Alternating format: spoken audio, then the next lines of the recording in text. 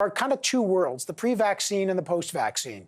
A lot of this speech we hear will be about the pre-vaccine because people need support. Main Street is getting absolutely smoked out there. And until we get a vaccine, and we know those are coming, the big question is when and who's going to get it.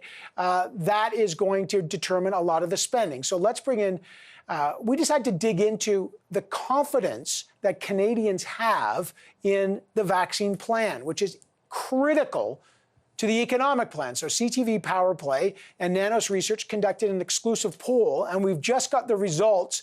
And Nik Nanos, the CEO of Nanos Research, joins us.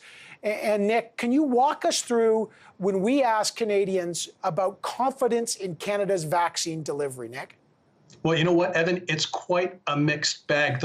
The number that really pops for me is that only 16%, or a measly 1 out of every 6 Canadians outright say that they have confidence that we have a well-organized plan to deliver the vaccines as quickly as possible. Overall, we can see that about 56% of Canadians are confident or somewhat confident in the plan right now, and 40%, or 4 out of every 10, are not confident to one degree or another. So a mixed bag. It's very early in this process.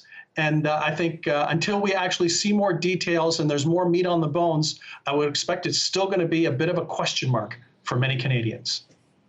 Yeah, so interesting, but somewhat confident it's high.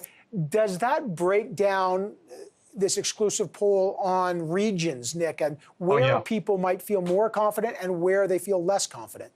Well, you know, interesting, when we break out those regional numbers, they really pop for Quebec. You know, the confidence in Quebec is the highest across the country at around 7 out of every 10, about 73%.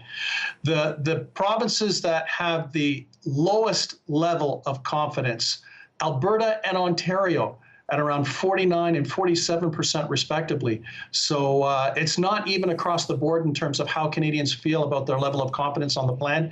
And I think right now it's a bit of a wait and see. Nik, is there anything in today's fiscal update? I know it's slightly different there, but they're just so intimately connected. Is there anything that could change people's sense of confidence, sway opinion?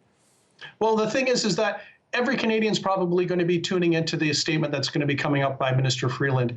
In addition to the stimulus, Canadians want to hear about the fight, the war, the campaign to try to end this pandemic, and vaccines is at the heart of it. So anything said related to the funding of vaccines, the logistics for vaccines, the distribution, the role that the federal government's going to take working together with provinces will probably be very well met. But if they don't talk about those things, it'll just create a greater level of uncertainty about the future.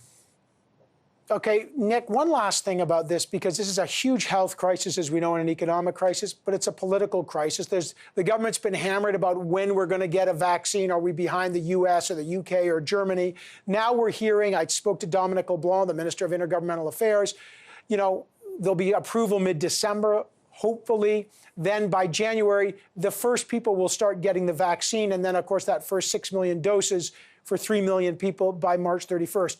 But the question is in January, do they have enough to politically inoculate themselves but not inoculate the same number of people as other countries? Because I think there are two different forms of inoculation there.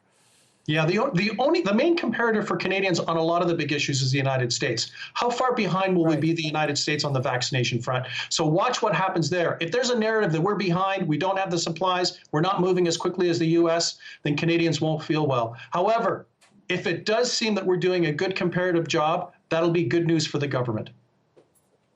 All right, Nik Nanos on our exclusive poll from Nanos Research and CTV News. Great to have you back on the program, Nik, and we'll be polling, of course. I know you'll be polling after the economic update when we find out actually what's in it. Great to have you here, Nik.